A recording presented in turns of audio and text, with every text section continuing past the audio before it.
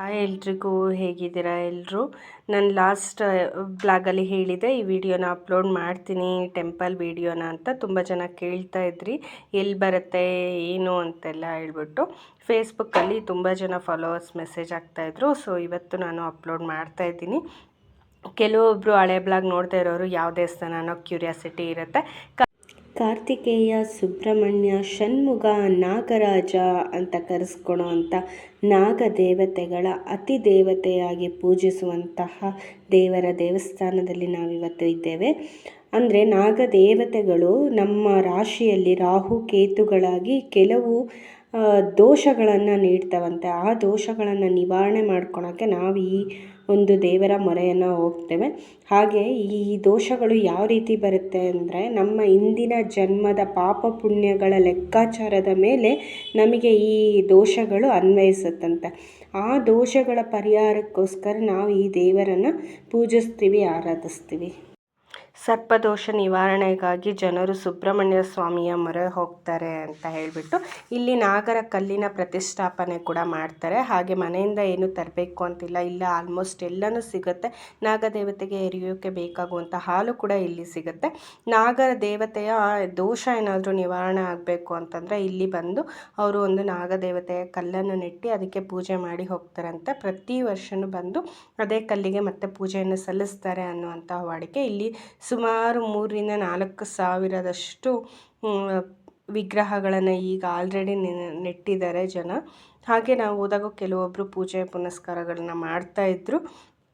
3 ದೇವಾಲಯನ ಮೇಯ್ನಾಗಿ ನಾವು ಪೂಜಿಸ್ತೀವಿ. ಕುಕ್ಕೆ ಸುಬ್ರಹ್ಮಣ್ಯ ಆಗಿರ್ಬೋದು, ಹಾಗೆ ಘಾಟಿ ಸುಬ್ರಹ್ಮಣ್ಯ ಹಾಗೂ ನಾಗಲಮಡಿಕೆ ದೇವಸ್ಥಾನ.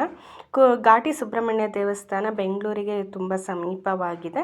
ಹಾಗೆ ಇಲ್ಲಿ ಏನೇನು ಪೂಜೆ ಪುನಸ್ಕಾರ ಮಾಡ್ಬೋದು ಅನ್ನೋ ಲಿಸ್ಟು ಕೂಡ ನಾನು ಆಲ್ರೆಡಿ ಅಪ್ಲೋಡ್ ಮಾಡಿದ್ದೀನಿ. ವಿಶಾಲವಾದ ಬೆಟ್ಟಗಳ ನಡುವೆ ನೆಲೆಸಿರುವಂಥ ಒಂದು ಸುಂದರವಾದ ಹಾಗೂ ಪ್ರಸಿದ್ಧವಾದ ದೇವಸ್ಥಾನ ಅಂತಲೇ ಹೇಳ್ಬೋದು. ನೋಡಲಿಕ್ಕೆ ತುಂಬ ಸುಂದರವಾಗಿ ಕಾಣಿಸ್ತಿತ್ತು. ಮುಂಭಾಗದಲ್ಲಿ ಕುಕ್ಕೆ ಸುಬ್ರಹ್ಮಣ್ಯ ಮತ್ತು ಹಿಂಭಾಗದಲ್ಲಿ ಲಕ್ಷ್ಮೀ ನರಸಿಂಹ ಸ್ವಾಮಿಯ ಮೂರ್ತಿಯನ್ನು ನಾವು ನೋಡ್ಬೋದು.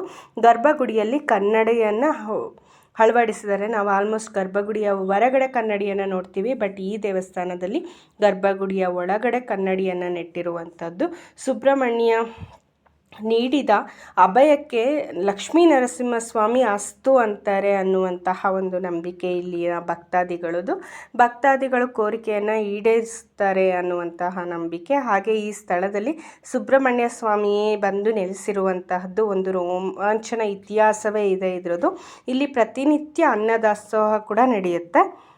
ಸರ್ಪದೋಷ, ನಾಗದೋಷ, ಕಾಳಸರ್ಪದೋಷ, ಅನಾರೋಗ್ಯ, ಜೀವನದಲ್ಲಿ ಸಂಕಷ್ಟ, ಸಂತಾನಹೀನತೆ ಮುಂತಾದ ದೋಷಗಳ ಪರಿಹಾರಕ್ಕೋಸ್ಕರ ಇಲ್ಲಿ ಸಾಂಪ್ರದಾಯಿಕವಾಗಿ ಪೂಜೆ ಪುನಸ್ಕಾರಗಳನ್ನು ನಡೆಸಲಾಗುತ್ತೆ. ಹೋಪ್ ನಿಮಗೆ ಈ ವಿಡಿಯೋ ಇಷ್ಟ ಆಗಿದೆ ಅಂತ ಭಾವಿಸ್ತಾ ಮತ್ತೆ ಸಿಗೋಣ ನೆಕ್ಸ್ಟ್ ಬ್ಲಾಗಲ್ಲಿ.